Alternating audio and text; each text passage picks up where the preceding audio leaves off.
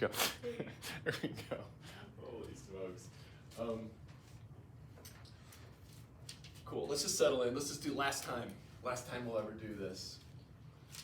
Wednesday's going to be a different kind of day. So just settle in for a second. I kind of need this just because I've been flustered getting ready for today. So just let it all go. 2 minutes where you stop producing and trying, exerting effort. Don't even follow your breath. Don't pay attention to your body. Can you literally not do anything? This process just involves dropping ball after ball. You notice you are holding it.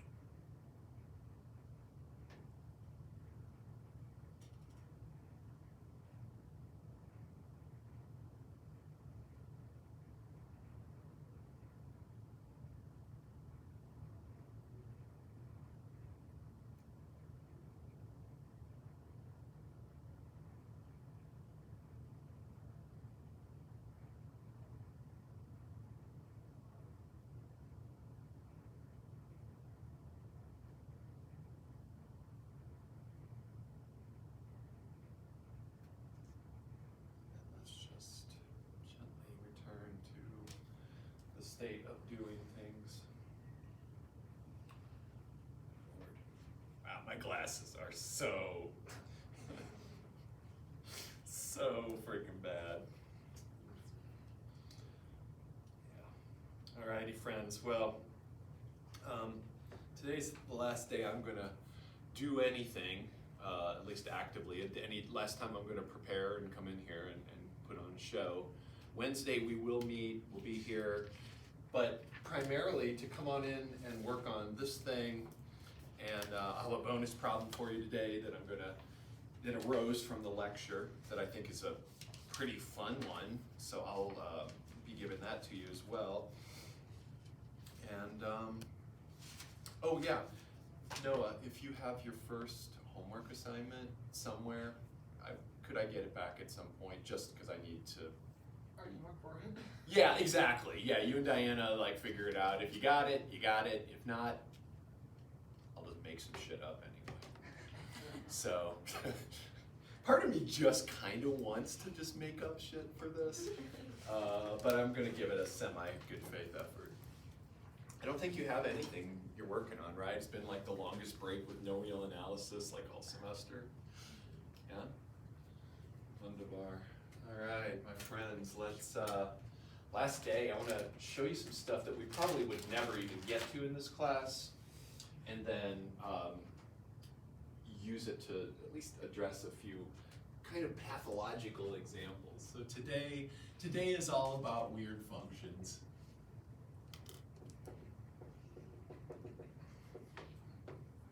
I always like using the word pathologies. As close as I'll ever get as a mathematician to anything pathological will be a weird ass function. And that sounds good because it's way too much responsibility to have to help human beings with their lives. Math life? Got it. I'm there for you.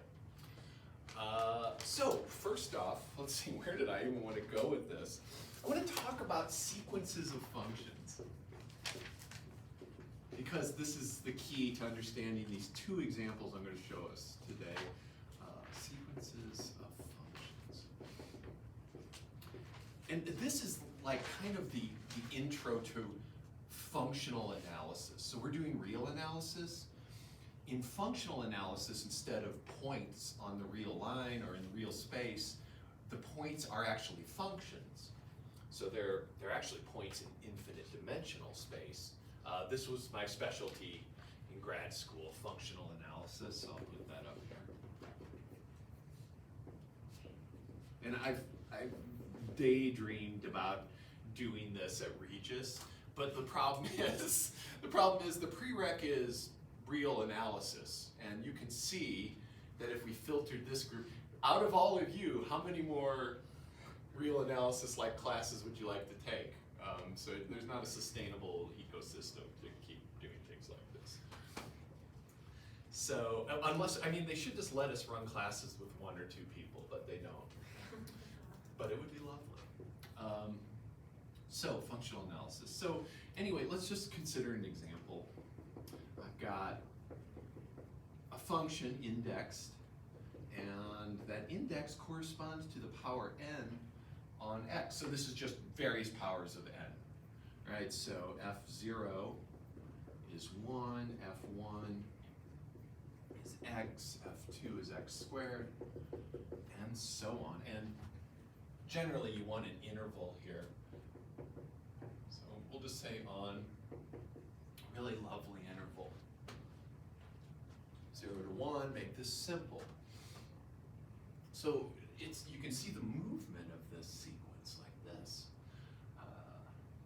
So first off, let's see, here's 1. And actually, let's skip, let's just say n is greater than or equal to 1, because I want something else to happen here besides that. So all these functions, so we start at x, they all have 1, 1, and 0, 0 in common, right? All these, that's why I took this guy off, because it doesn't have 0, 0 on it. So I wanted them all to touch those 2 points. And then they're really just a string on here that we are contorting. So here's x squared, f, so in other words, f1, f2, x cubed, and so on. I got this idea when I was telling my, I mean, I didn't make this up, but I thought about talking about it here in calculus last Friday. And I want to think about this sequence, where it might head as another function. So there's some function maybe that these things start looking more and more like. And we can get a sense of it by maybe just taking a particular point and checking it out. So let's say, for example, I've got fn of x, and we're going to assume here that, well, let's just say, actually, let's just look at a solid point, nice 1/2. What happens at a half? So let me put a little note here. Examine the sequence at a point, a fixed point. And so here, of course, x equals 1/2. Boy, that got really slanty and slantier as we went downhill. So that is accelerating or decelerating or something. So this is just going to be 1/2 to the n. What happens to that as n goes to infinity? Just that value. It goes to 0? It goes to 0, yeah, exactly, because you're taking 1/2 of a 1/2 of a 1/2, that converges to 0. So this point here has a little trajectory where it just kind of cruises all the way down to that 0. So you can just imagine that point's the life of a point right there, just cruising down to the x-axis. What about this? If I have x, and I know that x is between 0 and 1, maybe we've got a little intuition here. Where does that converge when? The point is in here. Bless you. Any of the points, not 1, could be 0 too, I guess. We could do that. Where's that going to go? So like 3/4, 1/pi. Bless you. Where do we think that's going to go? When you take a number that's a fraction between 0 and 1, and you raise it to higher and higher powers, what does it do? It gets smaller and smaller because you're taking a fraction of a fraction, right? So this is going to head to 0 as well. But what about at 1, what happens? Bless you. Thanks. No, there was a, there's like, they're going off all over the place. Right, where's this go? Yeah, I mean, don't think too hard, right? It's just, yeah, it's just 1. It's okay. It's not, you're probably a little scared because you're thinking it is like, maybe like one of these things where it's like 1 to the infinity, and ooh, that's E, you know, but no, it's not. It's all good. So, this sequence of functions, pointwise, if we look at each point and determine its life span, ends up going to this function.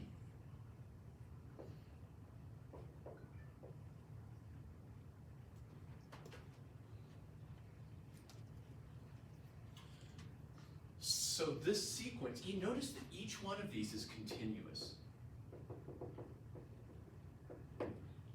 But the limit function is not continuous. So a not continuous limit. Even though these are some of the simplest functions we know of, right? Just powers of x, that's the joy. That's easy, we understand that fully. And yet, in the end, the limit is broken at the right endpoint. So this is kind of a hint at like how complicated things can get when instead of thinking about sequences of points, we're thinking of sequences of functions. Really, some very counterintuitive things can happen, and we're going to see 2 super counterintuitive things today as well. So we have this question of when is the limit of a sequence of continuous functions? And we're not going to get too deep into this because we can't. But I would love to, one day, do so. So we have the sequence of continuous functions. When is the limit continuous? Even the simplest case. God help us when we start adding in weird stuff, right? What is going to guarantee that that limit is actually a nice function? Well, we need this definition here. So this is called pointwise convergence. We examined literally what was the path of each point. But there's a holistic way to look at this that's a lot like uniform continuity. And I think that at this point in the class now, getting this definition up here is going to make a lot more sense to you than it would have day 1. So we say a sequence of functions, f sub n, converges uniformly, as opposed to the pointwise convergence we had, uniformly to a function f if, what a surprise, there's an epsilon, and this is the call, and there exists a response, it's a natural number, such that when little n, converges uniformly to f, insert here on I, which is an interval. This is some set. Right here, converges uniformly when for all epsilon there exists some place in the sequence such that whenever I'm past that point in the sequence, we have fn of x minus f of x less than epsilon for all points in the interval. So 1 epsilon works for all the points along the way. And let me show you a nice picture of this. This, if we actually expand this out, this really just says that fn of x is less than f of x plus epsilon and less than f of x minus epsilon. So what I'm saying when I have uniform convergence is that if this is my limit function f, and you tell me, and then let's say here's I, right down here, here's our interval I, and you tell me how close you want to get to it, then I can create an epsilon sheath. I don't know what it is, just some kind of little epsilon tube around that function. So this is plus epsilon, this is minus epsilon, where once I get into this, deep into the sequence, the whole sequence lives inside here. So I've got my f sub n's are completely inside here. Fn inside the epsilon neighborhood of f when n is greater than or equal to n. So that can't happen here. And let's imagine why here, and maybe harken back just a little bit to some things we've seen in the past with epsilon neighborhoods. So imagine out here at f sub 100, which is x to the 100th. And I'm way out here, and here's 1. So all these things are going to be, I don't know that I could even draw them properly here with any scale, especially if that's 1. Let's see, has anybody got a calculator easily accessible, or just really quick, like I'm just curious, what's 1/2 to the 100th? Small. Freaking small. Yeah, I wonder if our calculators can even handle it, because I don't think they can. It's like 7.9 times 10 to the negative 31. Okay, cool. Yeah, I ain't getting that accurately represented with that scale right there. Maybe if this 1 was on the moon, I could possibly, if I tried really hard, make it look right. So that's really freaking small. What about out here? And Trinity, one more, please. Let's do 0.99 to the 100th. So this 1/2 is going to be super freaking small. It's like 0.37. 0.37. Yeah. That's kind of amazing, actually. I'm impressed that it's even so noticeable. But we're like right out here, then we're like in a little over 1/3. But what you'll see is that this thing shoots up all of a sudden, and it would be actually somewhat now I'm kind of stoked, and maybe I'll do this before Friday or Wednesday, to figure out at what point this thing starts really ramping up, but it does. And as x gets bigger and bigger, this shape is almost indistinguishable from a corner. This is for super large x, so maybe when like n is 1,000, it really looks just like a sharp point. It never can be because this is a function, so there's always some little bit of a slope here, right? There has to be, because we have a function. But at some point, this snaps, because it can't maintain functionhood and maintain this. And what I wanted to show you, moreover, was that 1 epsilon can't work. So for example, let's say that I have, or 1 delta can't work. So for some delta response here, let's see, I don't know, I feel like, don't even draw this out. I'm just trying to think if this is gonna work. So let's see, so there's my epsilon tube right there, and then my delta tube has to be really tiny right there. But I imagine that's going to shrink. Like if I had some epsilons here, then that same epsilon isn't going to work, or the same delta response isn't going to work out here for continuity. Anyway, not going to get too deep into it. That thing becomes essentially vertical and then snaps. That's the intuitive idea behind it. So there's no uniform convergence here. The convergence can't be uniform because the limit is discontinuous.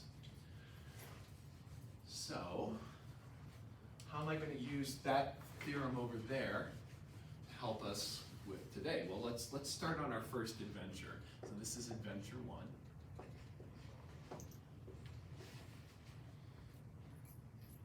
This is called the Devil's Staircase.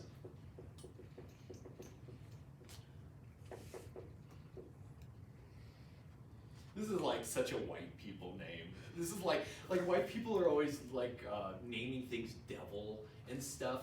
There's this area in Indiana when I was at Purdue, and it was called Shades of Death Park or something like that. And it was like, this place is like the most beautiful place I can find in Indiana. And of course, it's shades of death because the old white settlers were scared of shadows. The devil lives in there. Give me a break, dude. But there's lots of this stuff. You've seen this all over. There's the Devil's Tower, just whatever, okay. If it's beautiful and awe-inspiring, the devil made it, I guess. So that's what this is. But to get at it, we have to proceed by construction. So this is a really tricky function to produce, and we need a sequence of functions to get there. So let's just start with the interval 0 to 1, and let's take the function y equals x. So this is the first f0 of x. And so this function is always going to touch 0, 0, and it's always going to touch 1, 1, just like our previous friend over there. Now what we're going to do is consider the Cantor set. So remember, the Cantor set was the intersection of these meshes or something. These like substandard Cantor sets or whatever, steps along the way to the Cantor set. And so C0 was just the closed interval 0 to 1. And then C1 was we removed the middle third, the open middle third.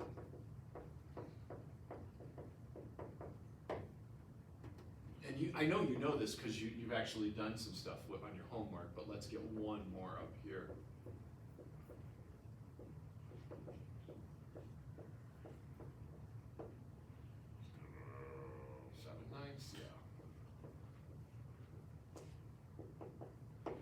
And so on and so forth. So if we're looking at that, let's look at the sequence of functions I'm proposing here. And this is not my proposal, this is an ancient proposal.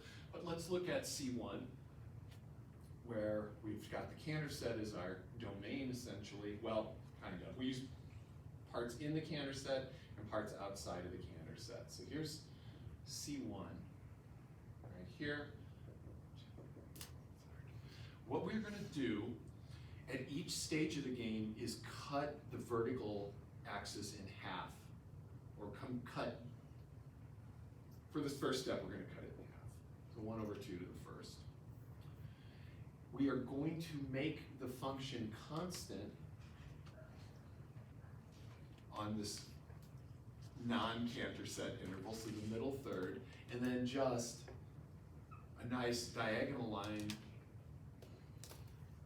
connecting the endpoints here. Boy, that looks super shitty, but you get it's like supposed to look somewhat decent. So constant here, and then notice that this line is a slope. Well, let's see. So we go up 1/2. We went over 1/3, so that's 3/2. So the slope of 3/2. This slope is 3/2. So forth. And of course, slope 0. Now, hell, you know that, but let's put it there because the picture's pretty bad.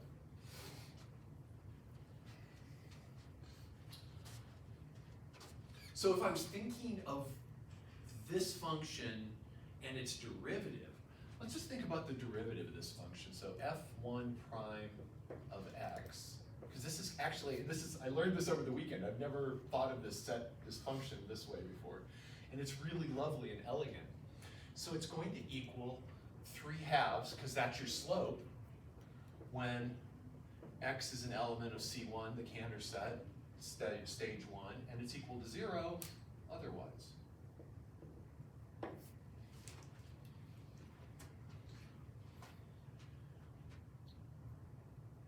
And then the integral of this is actually that function. So let me write that out using the fundamental theorem of calculus.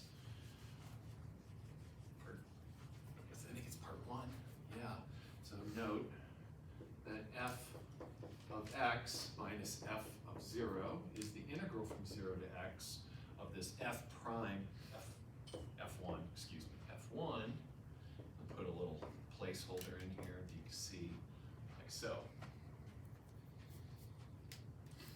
This just means take the antiderivative of the derivative.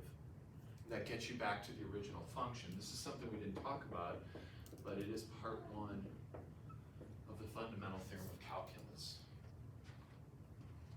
And then this f1 of 0 is always going to be 0, so notice that we really just have an expression for our function.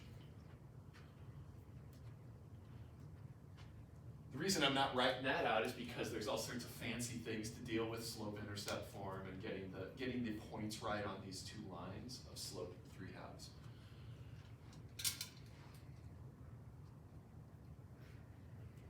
Let me stop right now. Is this is making sense so far? Because if this isn't making sense, we're just going to be a long day for you.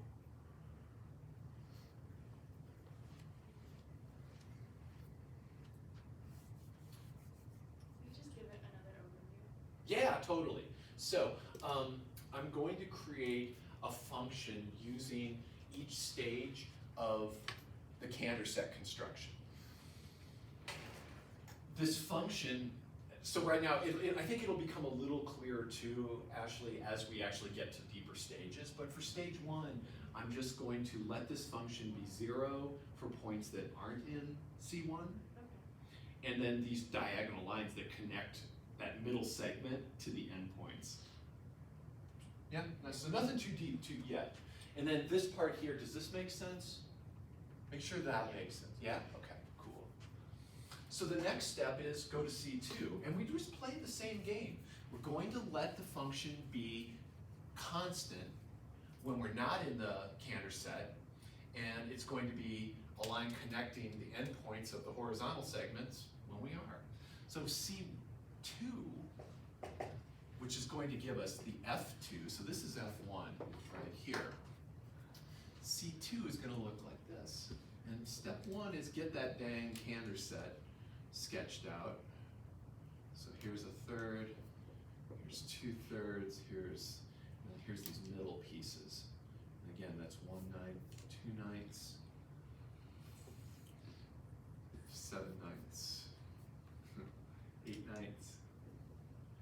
And the pieces left are these guys here.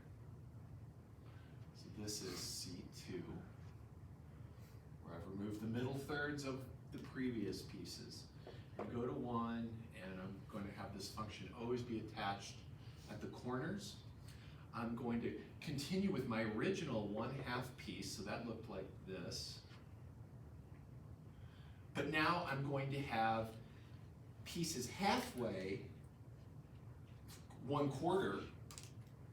I'm going to cut this top thing into 1/4, and I'm going to put this piece here above the non-Cantor set, bless you. So that goes right above the space that we took out for the Cantor set. And then over here, same thing, this is going to go to 3/4. And that is going to go right above. So notice I'm not connecting these things yet. That's going right above this space that is not in the Cantor set. And then I attach the lines.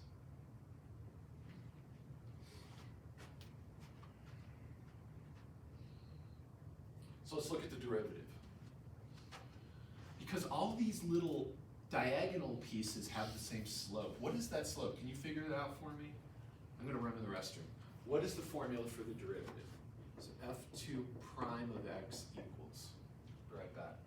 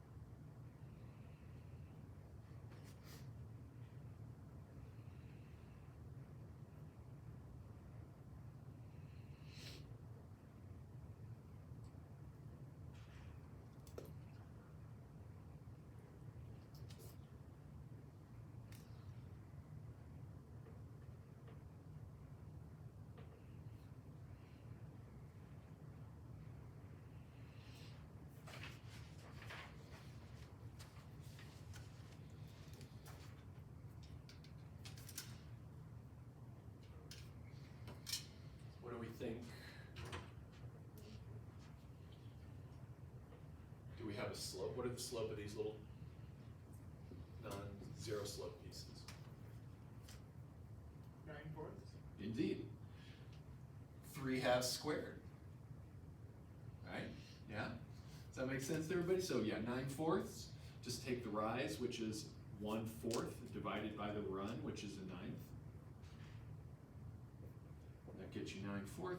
And we notice that that is 3/2 squared when x is an element of C2. It is equal to 0 otherwise.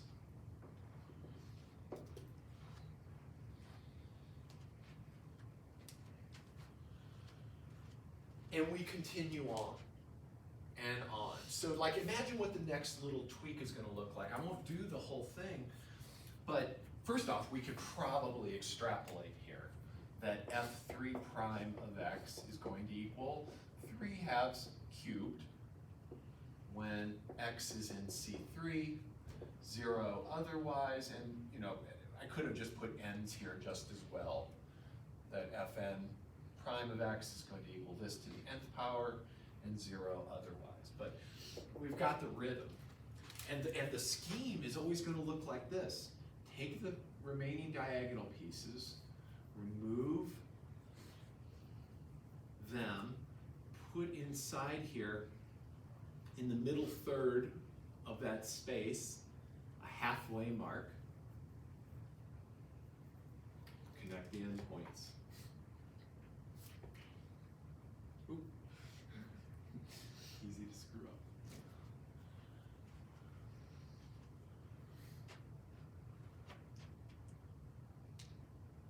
So we keep going on and on and on with this, and we let this process unfold forever. And then the question is, does this sequence of functions converge to a function? And the answer is yes. It's a little beyond our ability right now. We could do it, but the answer is yes. And that function, it converges uniformly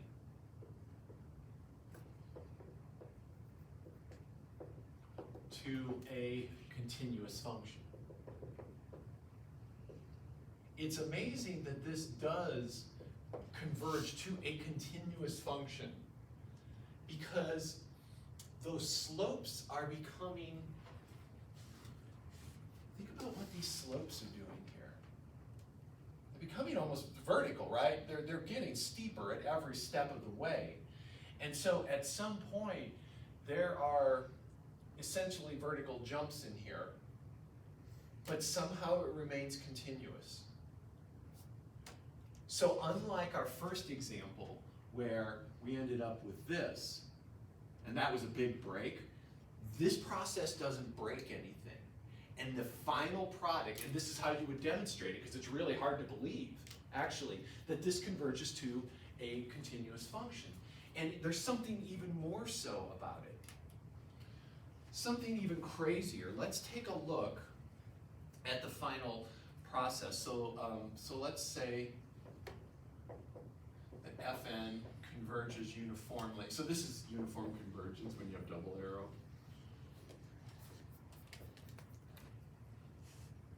To F on 0 and 1. And then we're interested in the fundamental theorem of calculus predicts that f at 1 minus f at 0 should equal the integral from 0 to 1 of that function, its derivative, dc.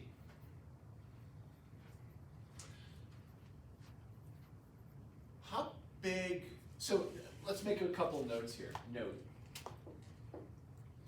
that this function, f prime, is equal to 0 outside the Cantor set. It has to be, that's the way it was built.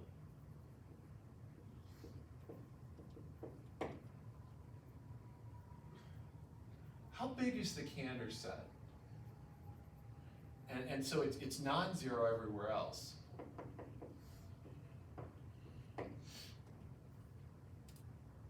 Wait, the counter set has no length, right? That's right. Yes. So let's write that out.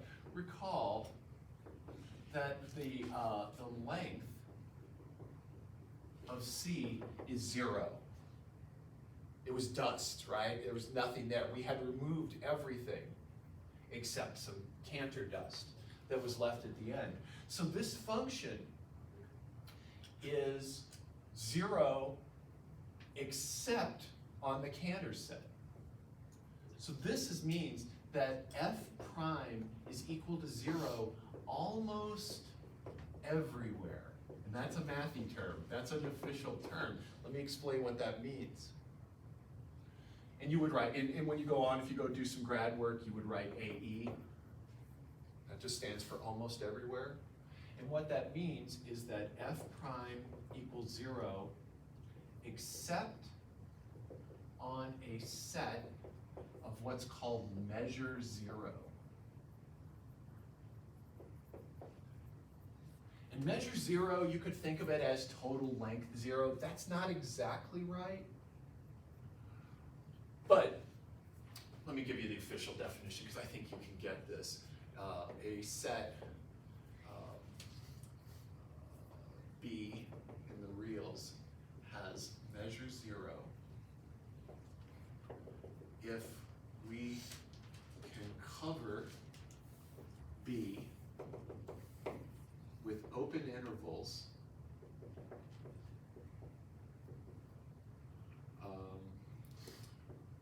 whose length approaches, whose total length approaches 0.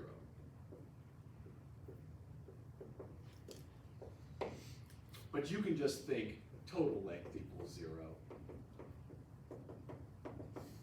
for us. You really have to try hard to come up with a thing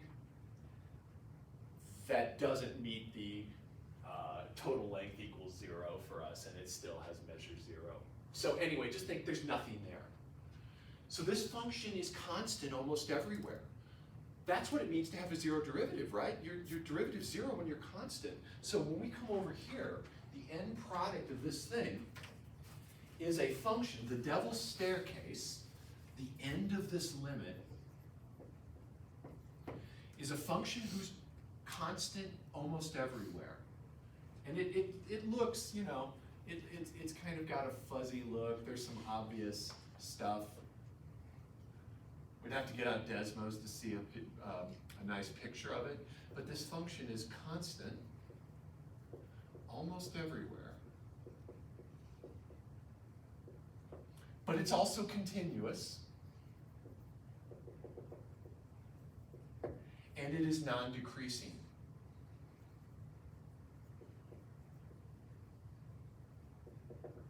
But somehow, even though it's constant almost everywhere, it continuously moves from this corner up to that corner. And that's the insane part of it. So somehow, even though the places where it moves up are just dust, we make it continuously from here to there. And I think that's kind of crazy. Your mileage may vary on how crazy you think that is, but I think it's quite odd.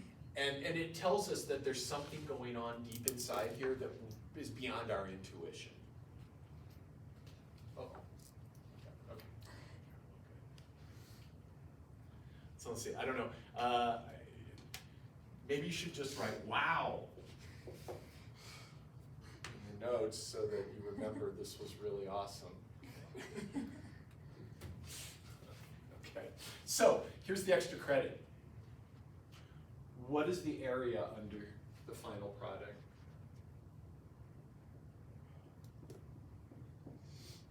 Have fun.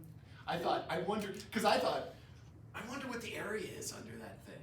Like, what portion of that is this? Is it like a half? You know, who knows? It's got to be less than a half, I guess. Maybe not. I don't know. You tell me. Bonus. Sounds fun. Sounds fun as hell. I would approach that with a sequence of approximations to the area, right? So figure out what is the area under F2, what is the area under F3, come up with a nice general formula, see if that makes sense in the limit. Seems like the way to go, but I don't know what kind of troubles you will arrive at. Many, possibly, and that sounds fun. Alrighty, friends, that's pathology 1. Pathology 2,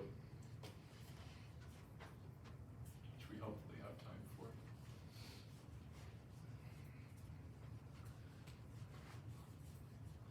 The devil's parabola. No, I'm just kidding.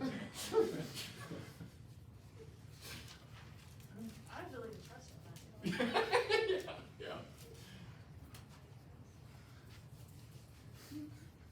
Beelzebub's cusp. Okay. So the next one, this is a similar idea. All these really weird things have to be arrived at by iterative processes, because like writing a definition out for it is pretty weird. In the process of trying to find increasingly weirder things to show you all, I did come across something that I'm not going to explain because I don't understand it. But it's something I never heard of. It's called the question mark function. And you should check this out. It literally is written like this.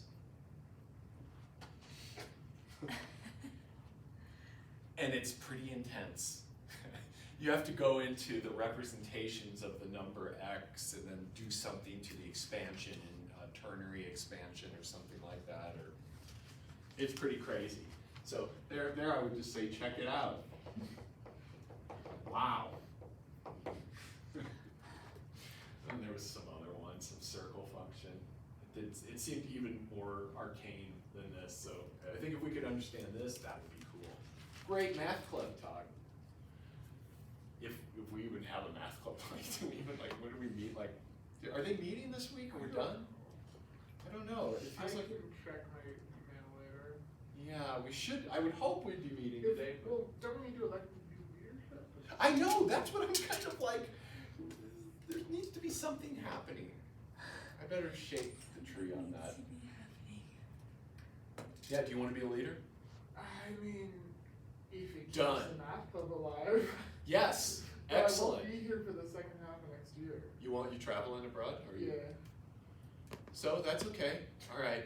This is good. Anybody else here want to be? Math club from Japan. From Japan? Japan? Hopefully, Oh. P and I could be the Czech Republic or Germany also. But. All slightly different time zones. Yes. Yes. You Yes. could be having math club at 1 o'clock in the morning, 4 o'clock in the morning. You know. At least we're having math club. Exactly. Right? So yeah, I need to shake some folks. All right, let's get this done, friends. This one I really spent a lot of time prepping for, and whether or not that ends up showing, we will see. So what we're going to produce now, here's the punchline. This is going to be a nowhere differentiable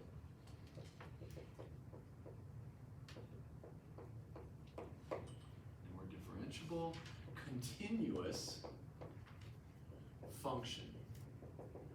And we can do this on the entire real line. So in other words, that's its domain. And we start off with something elegant and simple. We start off with absolute value of x. So we're going to call that f naught of x.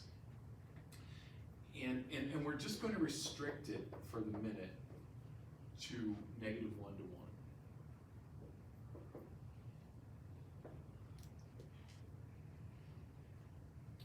And then what we're going to do is make it a periodic function. So the way to do that, and you might not have ever done this before, you've got some function, a little snippet of it, you want it to do this. We want to extend it to a periodic function. So what you do is you say, you say it's periodic. So you say where f of x plus 2 is equal to f of x, and that sets your period at every 2 units. So in other words then, f of 3 has the same value as f of 1. And so here's 2, here's 3. And then negative 2. F of every even integer is 0. Does that make sense? Seeing that? Yeah? Okay. All right. So we're going to scale this function. We're going to create tinier versions of it and then add them back into the original function.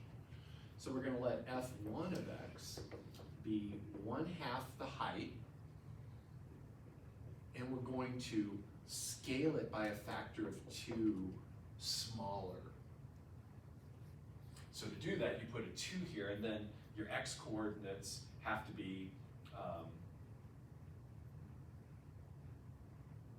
half as big to get the previous value. So you end up with a scaling in this way. So this is scale by 1/2 vertically, and this is scale by 1/2 horizontally.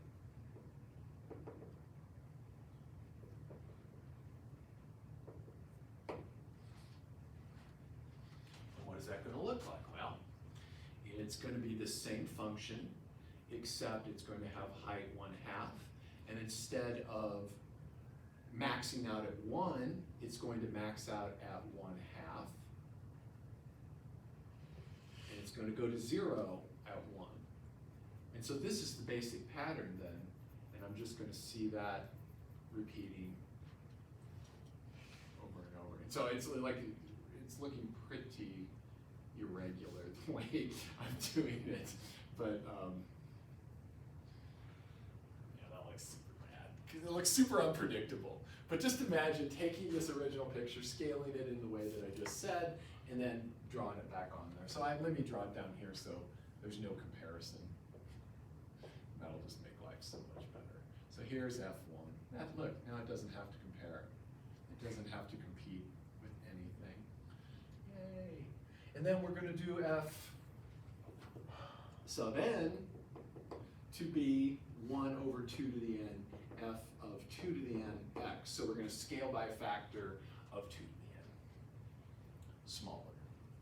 So then this thing right here is going to, let's see, so when we were in the original, we had our max at 1, then 1/2. So it's actually literally, the max actually corresponds to this number out in front, where it occurs. Because that's what you'd have to enter in here to get f of 1. So that makes sense. And then our height is 1/2 to the n.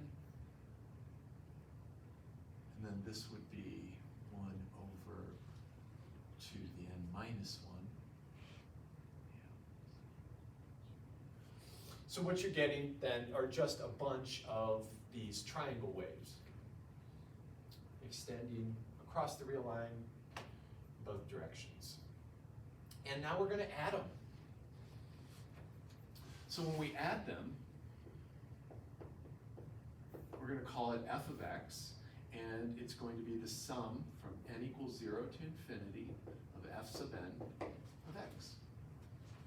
Let's calm down a little bit here. You guys calm down. You seem way too energized. Please, I'm trying to talk.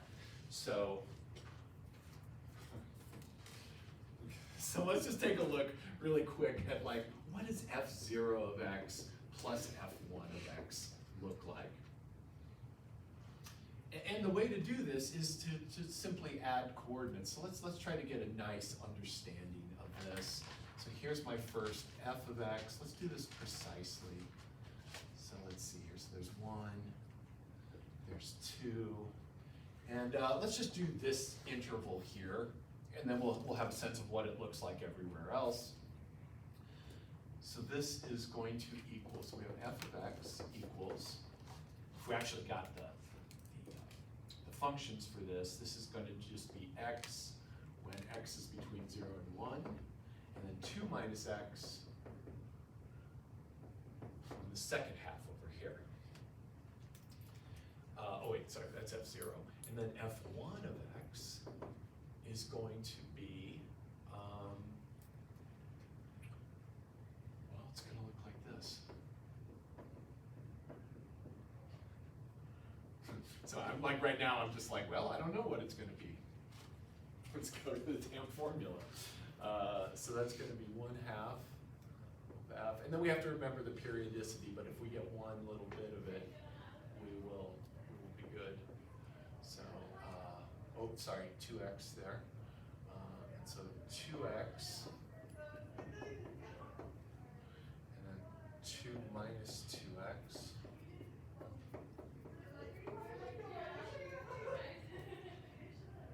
And then that is equal to good old x. This should have said 2x here. Wait. Yeah, yes, yeah, yep, that should have said 2x in both. Okay, good. So then this 1/2 times that is going to give me x, when x is between 0 and 1/2. And then this is just going to be 1 minus x when x is between 1/2 and 1.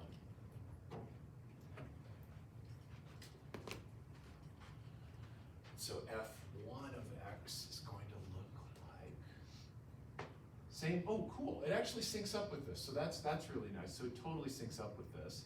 And then just goes like this, oh, okay. So it's actually just like this, that's not too bad. My picture was off. I'm glad I did the actual math to see how they line up. They line up perfectly. It's just you got this guy under here. So now we're gonna add these two things together. When you add two graphs together, you just add their y coordinates. You go along, just sweeping through it, adding, and sometimes you just have to estimate it visually what these two things are going to add up to. So the sum should look, this, I always enjoy doing this, 0 plus 0 is 0. Let's get the lowest hanging fruits of all, and then 2 is going to be 0. And then notice that at 1 we have 1 plus 0, so we're still at 1. And now check this out. We can figure this. Notice in this little diamond area here that you've got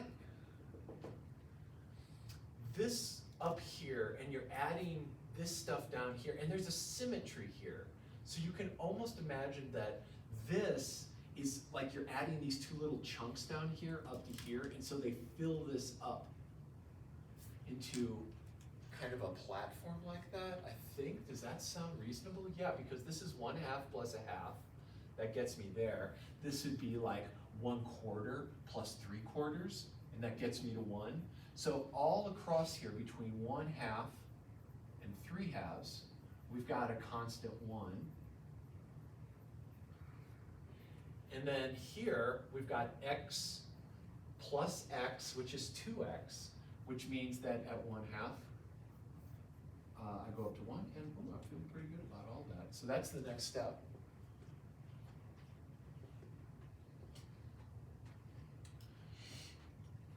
Make sure that sounds reasonable. It certainly is. It's just fun. And there's a couple things to notice here, that f1, or f0, the original function, was not differentiable at all these corners, right? So f0 wasn't differentiable at any integer, right? Our original function, not differentiable at any integer. Our new function, not differentiable at half, odd halves.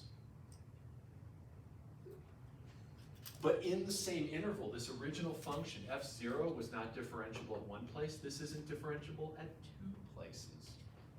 Down here. And then we just keep on going with this. So then the next thing you're going to add is going to be the 1/4, or the f2, and that's going to look like this. It's going to have a base of 1/2. Yeah, oh yeah, I'm getting a little too crazy there. So a base of 1/2. And then we're going to add that on and continue this process ad infinitum. Let me start getting the rabbits fed.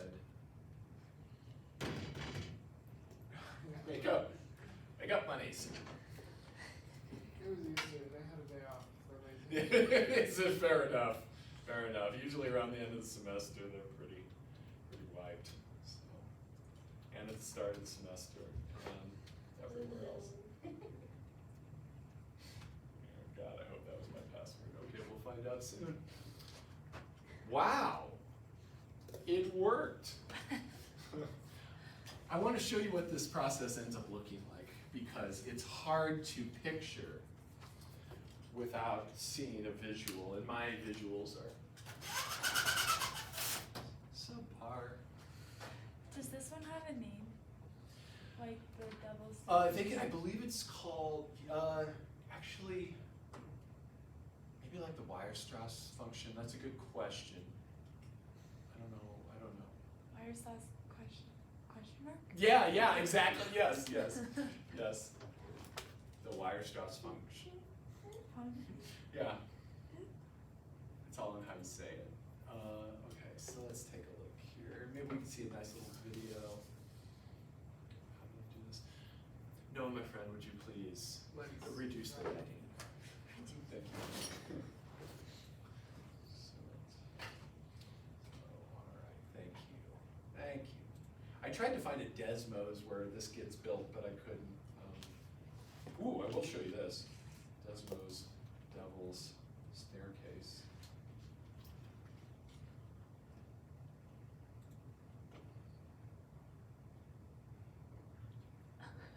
Groovy. Wow, easy.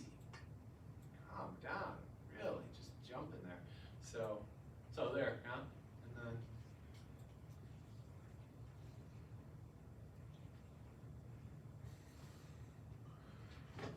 kind of just how you'd imagine, actually. It's not terribly exciting. kind of a letdown. So, Your pictures did it just.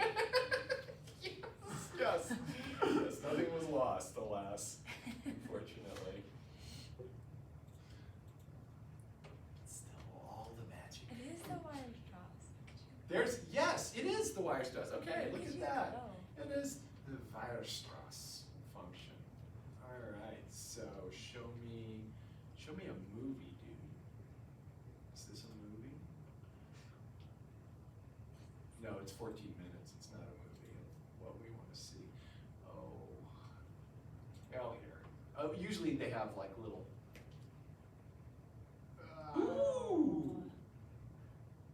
Well, this isn't quite it. This is one with sines and cosines. No, this isn't ours. We didn't do this. This is, so you see this, let me zoom in here real quick. This is kind of the classic definition of it right here. It's a Fourier series. And if you know anything about Fourier series, I know one person does. Does anybody else? No. It's a really cool thing. You use nice, smooth sines and cosines to create any function you want, just in the appropriate combinations. But we are looking for the one with the absolute value.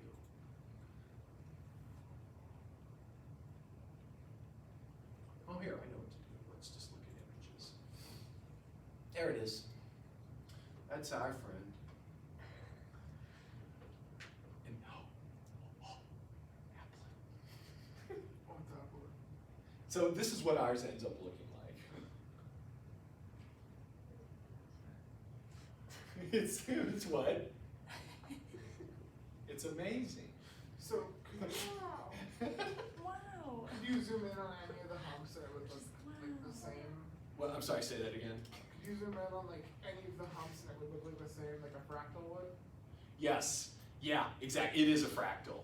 Yes, absolutely. Yes, ma'am. And I hope this isn't a dumb question, but I see I see points, and this says that it's it's continuous, but it's non-differentiable. I walked myself through that. Sorry about that. That was good. I think we all enjoyed that. No, that's great.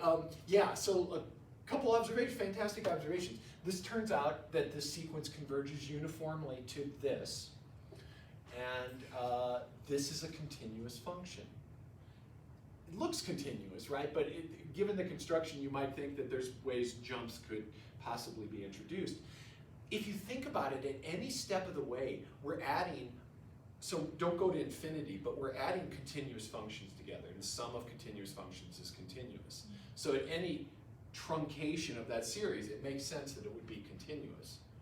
But we saw that in the limit, in that very first thing I showed you, that can all just go to hell. It stays away from hell here. And as Noah pointed out, this is a fractal. So this whole picture is actually repeated here, repeated here. If you kept zooming in on these different portions, you would see the same shape appearing over and over and over again. And then this appears across the whole real line as well. So one thing you can notice here is, it's hard to see, but there are cusps. These aren't hard to see, right? These cusps here. So it's really easy to believe it's not differentiable any place that I can see a little cusp. Yeah. Turns out there's cusps everywhere. That every single place is a cusp. You just have to get in there deep enough to see it. I'm going to try to argue that that's the case for us. I wonder if they've got a zoom or something. Is this the applet? You created something. You bastard. Aha! Oh! And then it's got another name. Blancmange. Blancmange function. Let's see. All right, show me moving. Show the nth summand. Oh. I don't know what those buttons are going to do. Oh, cool. Okay, so our first sketch, yay. Didn't bomb it. And then it starts getting cuspier. So this is N2. Look how many sharp points we have. 1, 2, 3, 4, 5. Wait, so 1, 2, 3, 4, 5, 6. I don't know. Wait, so there's 2. There's 1 cusp. There's 3 cusps. Yeah, I'm gonna count 4 cusps. 7 cusps? Why does that go 3, Six- 4, 7? 7 cusps, yeah. I was just looking. There's 7 sharp points. Yeah, okay, You okay. can do 0 and 2, as each is a sharp point. Okay, cool. And then we keep going, and then I think they're almost doubling each time, right? The number of sharp points. Here we've got 1, 2, 3, 4, 5, 6, 7, 8, 10, 11, 12. Yeah, I don't know. There's some weird. It's not quite doubling, but they're becoming more. They're mooring. And then, oh, that does help, doesn't it? That kind of shows you how the process actually gets. Can we zoom in on this? What does this do? There's a really big screen option. Oh, yeah, thank you. Oh, look at that. That's very beautiful and fractally just on its own. That's, okay. Ooh-wee. Ooh-wee.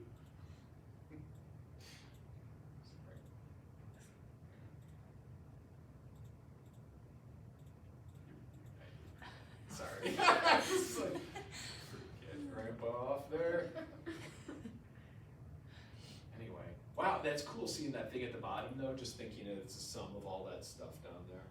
That's really beautiful. So, non-differentiable anywhere. I need to show you this. I know you can't wait to see the rigorous demonstration that this thing is not differentiable anywhere.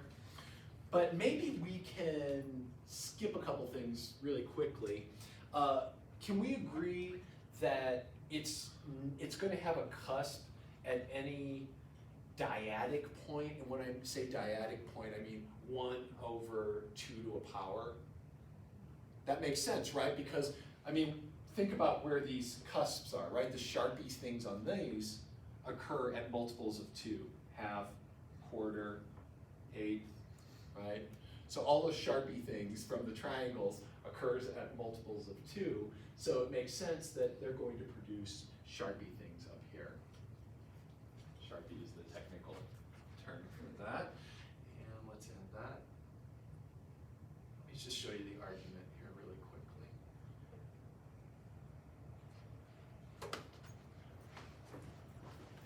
Hi, Alex. Thank you, Noah. Beautiful. All righty, friends. So let's summarize what we got. Got a couple minutes left. I don't know how much of this I can get, but I'm going to give it my damnedest. So first off, we can agree, and if we can't agree, just don't say anything. We'll really want to hear it. We can agree that f is not differentiable. And I'm going to make this at any dyadic point. So I'm going to make this a little stronger than I had before. We've got 2 to the n, but it's actually going to be any possible multiple of that. So we've got p over 2 to the n in there. So this p can equal everything from 0.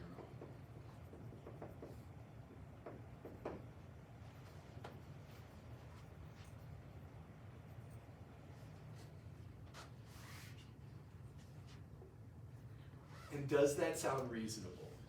And if not, let me just, I beg you to think about the nth stage. So at the nth stage, what we've got is we've got these triangles that are super tiny, and think about what their width is going to be. So the first ones had base, was base 2?